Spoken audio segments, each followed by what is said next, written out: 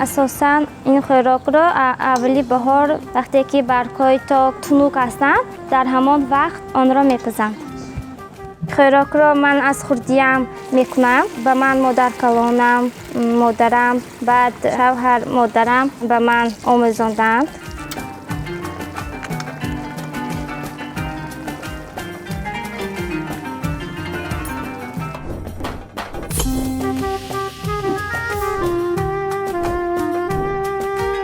السلام علیکم. من ساکنی شهر خوجند دادا خوجایف مطربه. ما امروز خوراکی برگی تاک را تیار می نماییم.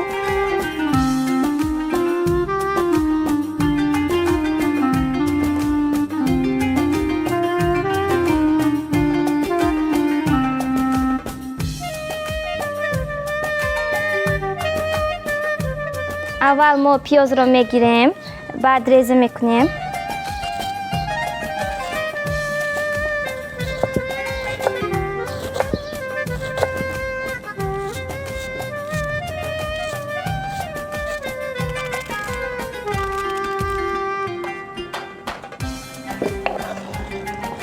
اکنون فرش را میگیریم، با پیاز آمیخته میکنیم.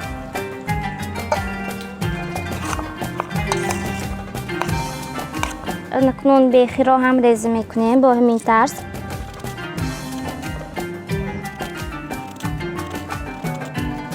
مایده ریزه میکنیم.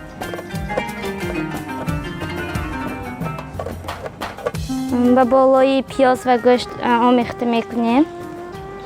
اکنون کارتوشکا را هم با همین طرز ریزه میکنیم.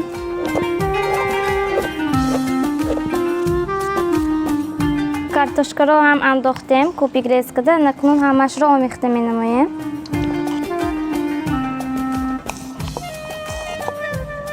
این خوراک خیلی خوشخور می باشد.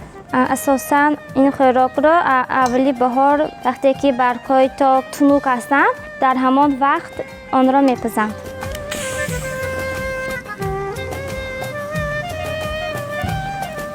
اکنون گرونج را ما پیشکی شسته ماندگی بدیم. اکنون با همراهی حاصل آمیخته میکنیم. همش را اکنون این طرز آمیخته میکنیم. خوب اکنون روغن را نیز با بالایش آمیخته میکنیم.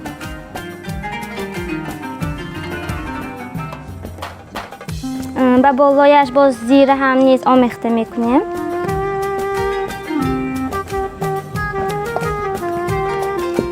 زیره خوشخور میکند، با مزه میکند. حاصل ما تیار شد. برگ تاک را ما پیشکی با آبی گرم تر کرده ماندگی بدیم. اکنون بستنش را سر میکنیم.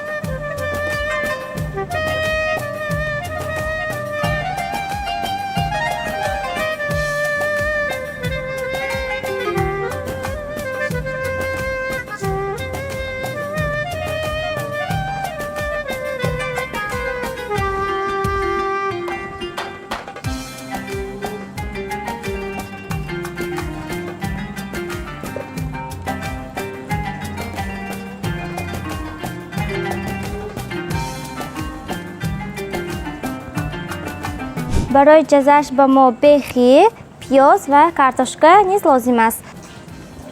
پیاز را این طور ریزه میکنیم باریک. بیخی را کلوله ریزه میکنیم. کارتوشکا را هم ریزه میکنیم.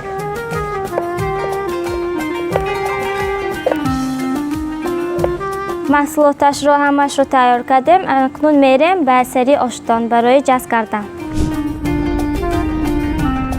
یک کفلیز روغن میاندازیم. اول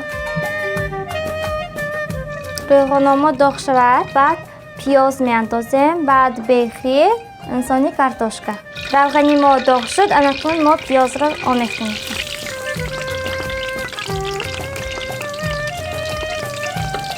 پیاز ما باید کمتر سرخ شود، بعد بیخی را آمیخته میکنیم.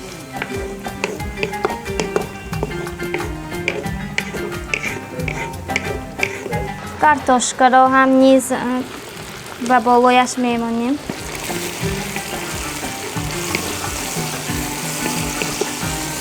زیر کمتر زیر بعد با بالایش آب جوش را میریزیم.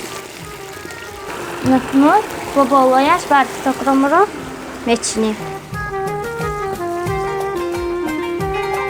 نکنون برگ تاکرم را همش را خشک کرده چیندیم. نکنون آب جوش میریزیم با بالایش. نکنون بالایش را دم میکنیم.